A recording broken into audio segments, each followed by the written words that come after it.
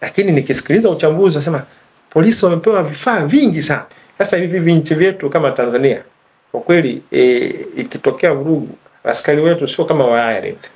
Kwa hiyo hawa nao wachukulie kama binadamu kwamba wakiona uchaguzi unaenda vizuri, watu wanazungumza, kwa kweli askari yote yule anaona hiyo ndio jambo jema sana.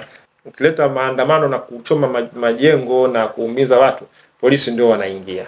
Na mara chache sana jeshi linaingia, kwa sababu jeshi sasa linaingia pale linapoona na polisi nao wamezidiwa. na sio kazi yao ya kipolisi. Kwa hiyo wanakuwa wabaya zaidi kutetea maisha ya watu, sababu na kwa kweli hatujafika mwisho. Unatazama Kawabe Media, sauti ya jamii. Hali yote tunaelekea kwenye uchaguzi mkuu. Tumebakia takriban siku 5 kuelekea kwenye uchaguzi mkuu na watu wanajiandaa kwa ajili ya kwenda kupiga kura. Ile tunatamani kusikia kutoka kwako kama mwenyekiti wa jukwaa la wachambuzi. Na lipi la kusema kuelekea katika siku hizo 5 zilizosalia kuelekea kwenye uchaguzi mkuu? Asante sana Salum kwa mara nyingine tena kunipa nafasi ya kutoa maoni yangu na katika nafasi yangu kama mwenyekiti wa jukwaa la wachambuzi Tanzania.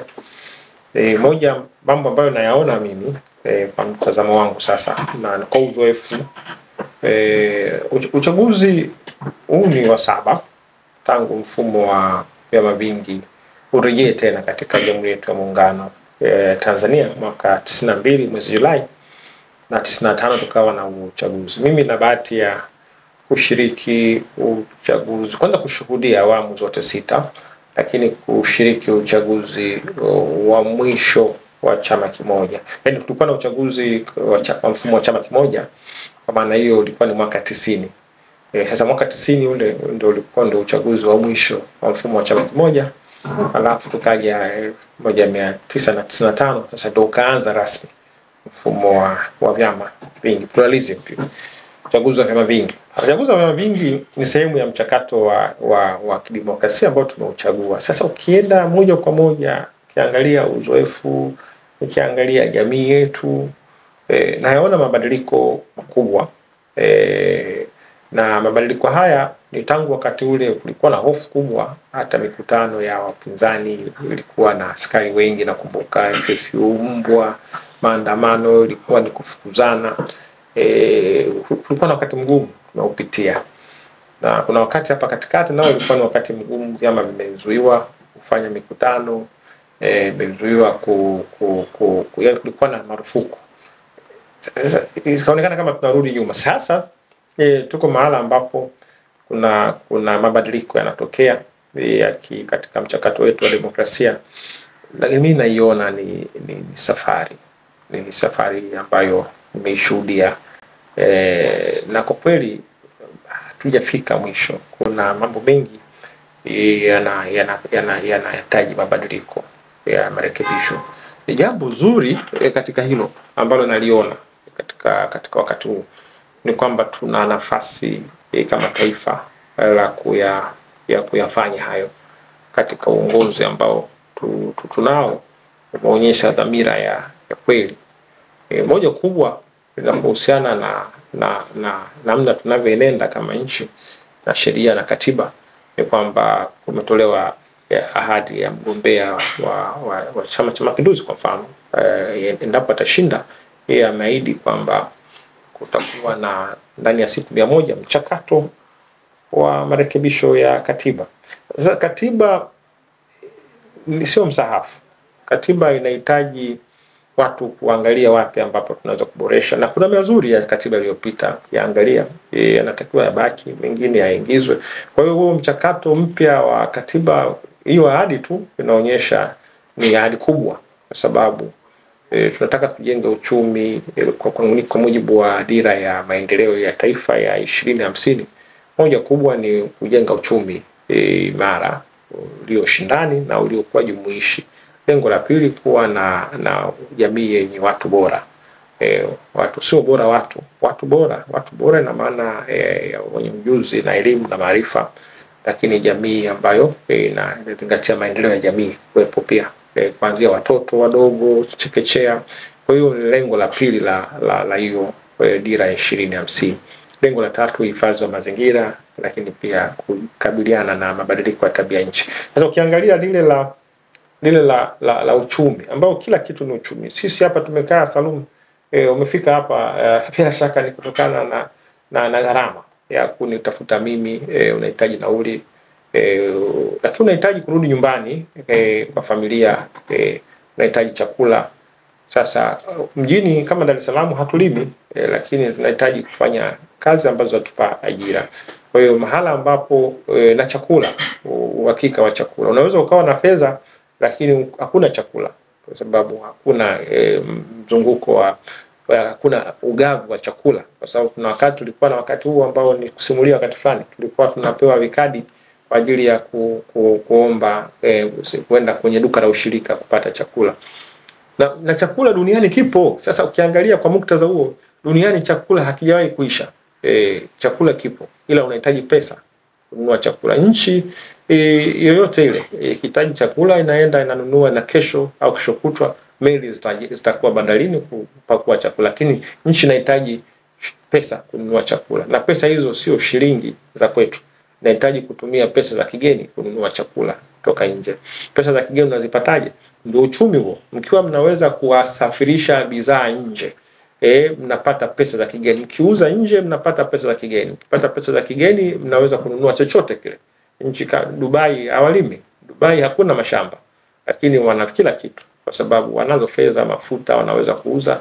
Kwa hiyo ni wakati wa uchaguzi, hizo siku zilizobakia. Kwa kweli kwa Watanzania ni wakati muhimu ambao tunaupata kila baada ya miaka 5. Ndio maana ukubwa wa jambo hilo. Tukikosea hapa kwamba tukaenda mahala kwenye mvurugano, ina maana uchaguzi huu tunaufanya baada ya miaka 5. Kwa hiyo demokrasia hii, kwa sababu tumekubali tuna uchaguzi, kwa sababu kuna nchi hazina uchaguzi na kuna nchi hazina kuchagua. Nikisema hazina uchaguzi na maana hawana vyama vingi. Yaani wao ni huyo mmoja tu na hawana uchaguzi mwingine. Kwa sisi tuna nafasi ya kuimarisha vyama vyetu, kwa sababu demokrasia yetu ni ya vyama vingi. Kwa tukiimarisha vyama, tukapata wagombea wenye ubora, tunafanya kila baada ya miaka 5 inaanza serikali za mitaa, alafu nakuja uchaguzi mkuu, tuna nafasi ya kupata viongozi wa juu, kwa sababu hata sasa hivi kuna vyama 17 vinagombea. Kwa hiyo tukipata wagombea wenye ubora, wenye nafasi hizo, mwisho mnapata mmoja ambaye anaweza kuongoza kila baada ya miaka 5. Sasa hawa tunawachagua ili sasa wasimamie uchumi wa nchi, sababu hilo ndio kila kitu. Yaani uchumi ukue, alafu tuweze kuwa na maisha yaliyokuwa bora, yenye nafuu. Sababu kama hamna uchumi, nyinyi mtabaki ni watu ambao mnazunguka, mnapigana, mnapata shida. Kwa sababu ukiangalia hata nchi ya Malawi, moja ya shida kubwa iliyomuondoa Chakwera ni njaa. Hakuna chakula, usalama wa chakula. Kwa hiyo mimi nafikiri katika hili linalokuja, kwa kweli mimi kwa uzoefu wangu, Watanzania wanapaswa, watakao kuwa wana sifa za kupiga kura, wazingatie hilo tu la kwamba umeamka salama, unaweza kwenda kupiga, usalama afya yako nzuri, unaweza kwenda kupiga kura. Kuna sifa hizo, na sasa hivi wamerahisisha hata yule ambaye amepoteza kadi yake lakini namba yake ipo kule, anahitaji kuonyesha NIDA, anahitaji kuonyesha passport yake, anaruhusiwa kupiga kura, kushiriki kupiga kura.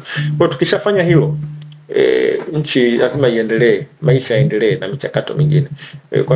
Kwa sababu kuna mwingine anasema kwanza itangulie haki, alafu kama hiyo tuitafute hata kwa vurugu. Unajua ni rahisi kutamka hivyo kwamba tufanye vurugu, lakini huo ndo wakati ambao lazima ujue kwamba jamhuri hii ya kwetu ni jamhuri, na jamhuri msingi wake una vyombo vya dola. Sasa vyombo vya dola vinapokuwa vinatekeleza wajibu wake kwenye kufanya vurugu na kutumia mazungumzo, tafsiri yake unaenda kupambana na vyombo vya dola, na tafsiri yake na pengine ndio watu wa dunia ambao hawatutaki heri. Unajua watu wengine wanafikiri Tanzania sisi tunapendwa na kila mtu. Sio kweli. Yani kuna nchi kuanzia jirani na nchi za mbali zingetamani taifa letu hili ambalo kwa miaka mingi, miongo mingi limekuwa na sifa ya Tanzania si watu wenye kugombana. Wangetamani vichwa vya habari kwa kweli vipendeze, hasa hatimaye Tanzania watu 40 wameuawa kwa sababu ya vurugu za kisiasa. Hiyo ni habari kubwa. Hivi tunavyoongea pengine kuna watu wako Nairobi wanasubiri ndege za haraka endapo kutakuwa na vurugu, na kila siku tunayokuwa ina amani katika nchi yetu ni hasara kwao, sababu wengine wameshabuka hoteli wanasubiri tu, wameambiwa kuna maandamano yatafanyika, kutakuwa na vurugu kubwa Tanzania. Kwa hiyo ni habari kubwa duniani kama ikitokea. Kwa mtu yote aliyezaliwa Tanzania anayependa nchi yake ajue tu kwamba hana nchi ni mama, kama mama mzazi. Mama mzazi hata ufanyeje, huna mama mwingine, ni huyo huyo. Yani hakuna mtu asema mimi bwana naje na mamangu mwingine na mamangu mwingine sehemu nyingine. Hapana, hao watakuwa mama wadogo wengine, lakini mama yako aliyekuzaa ni mmoja tu. Sasa katika hilo nchi tuliozaliwa ndio hii. Sasa ukiwa sehemu ya kusababisha moto katika nchi, sasa sijui mtu gani anasema anasababisha moto alafu anakimbia nyumbani kwake. Utabidi ukimbie sasa, uwe na maandalizi ya kukimbia. Lakini ukiwa huko kwenye nchi hiyo, ule moto utamwathiri ndugu yako, utamuumiza mwingine, utaharibu hiki na kile. Sasa kama kuna nafasi ya mazungumzo, nadhani mimi kama mchambuzi wa Tanzania, sasa sisi tunaposema tunachambua na maana tunaona mahala pengine. Tunapoona mahala pengine hatuongei tu, tuna mifano mingi tu ya watu ambao mpaka tunapoongea wako katika wakati mgumu, hawajakaa sawa na watu. Tuna Watanzania, si Watanzania, tuna watu kutoka Sudan, na wakati mwingine nakunywa kahawa mahala na kutana nao na wauliza nyinyi sisi wanafunzi wa udaktari ndio nyinyi ambao mmetokea Sudan? Ndio, najua wako hapa wana miaka zaidi ya 1 2.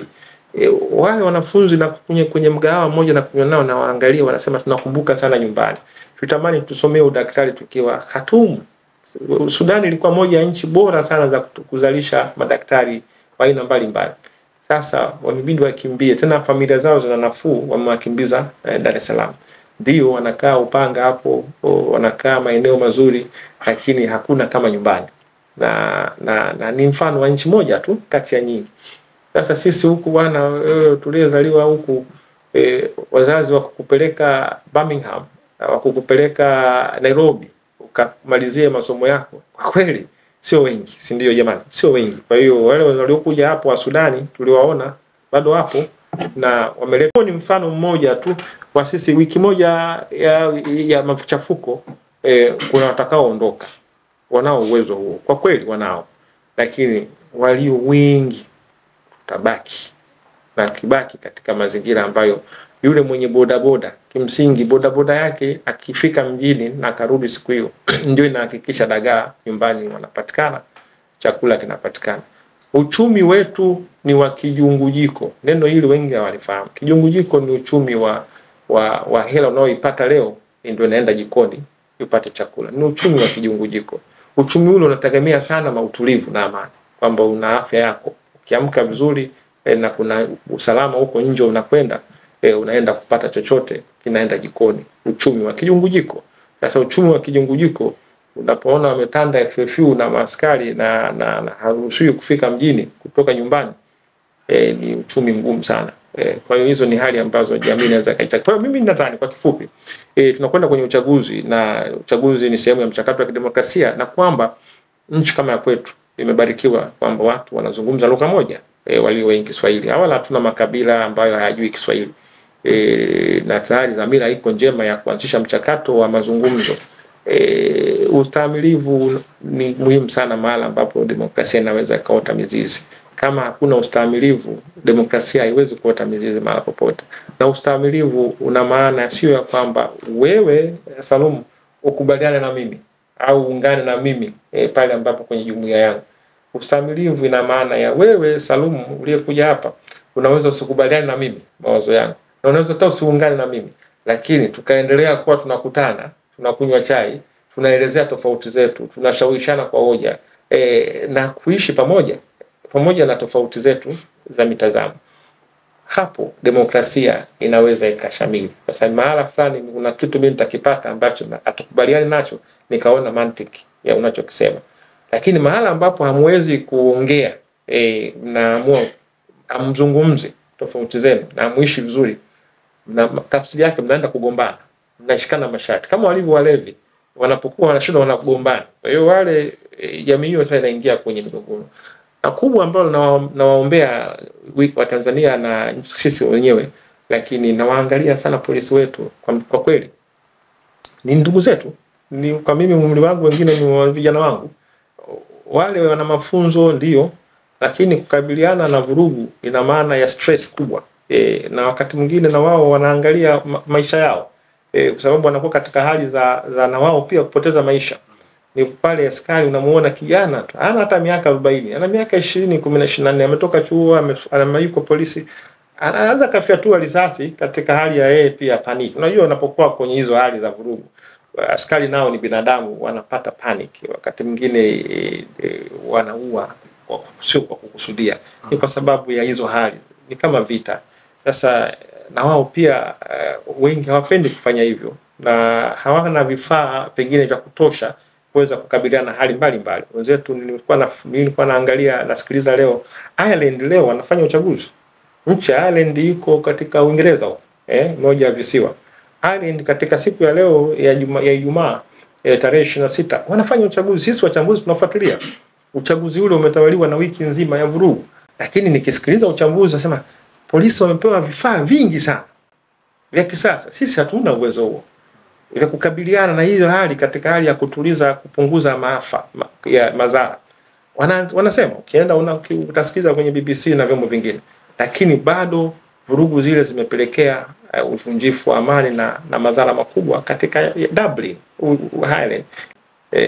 Vifaa vyote vya kisasa vya kulinda uhai wa watu.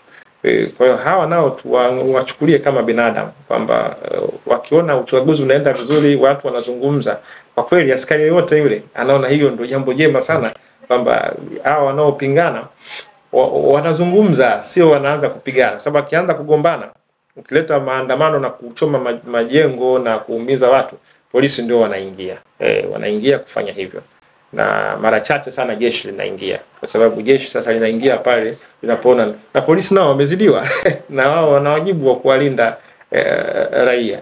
Na wengine wanafikiri jeshi ndio moja ya kazi yake, polisi wanaposhindwa basi na sio kazi yao ya kipolisi. Wao wanakuwa wabaya zaidi kutetea maisha ya watu, sababu hawajazoea kufundishwa, wamezoea kwenda vitani.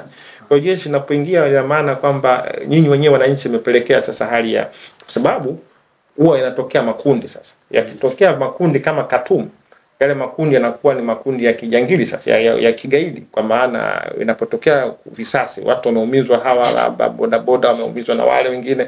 Sasa pale polisi wanaweza wakazidiwa, kwa sababu watu wanaumizana raia. Sasa polisi wakizidiwa, nchi nyingine ndio unaona jeshi linaingia, kina halina uzoefu sana wa kulinda amani kwa namna hiyo, kwa sababu jeshi sio mazungumzo, lakini wanataka walinde amani. Kwa hiyo hata kila nchi ifike huko. Sisi wale wanajeshi wetu wanakwenda Kongo kusaidia, wanakwenda wapi, lakini nao wapo. Bloggers ni daraja pia, kwa sababu unapokuwa blogger maana yake ni mtu anayeendesha mambo ya taarifa kwa picha na maelezo kupitia mitandao. Hawa nao ni kundi ambalo linafuatiliwa na watu wengi, na ndio chimbuko lake mambo ya mitandao ilikuwa ni bloggers. Namzungumzia Muhyiddin Issa Michuzi, atakuwepo, ataelezea uzoefu wake katika kublog na miaka yake mingi tangu 2005. Mimi binafsi ni tangu 2006, na Michuzi alikuwa ndio mmoja watu walionifanya nipende kuingia kwenye kublog, na nikaanza pia 2006. Kwa sisi ndio pioneers wa kwanza kabisa kwa na Michuzi blog na Mjengwa blog, ndio watu wengi wakizifuatilia wakati huo. Kwa tuna Michuzi na uzoefu, mimi nitakuwa mwenyekiti wa jukwaa, lakini tunaye Innocent Mungi, yeye ni mtaalamu wa masuala hayo pia, na alikuwa diaspora, amerudi.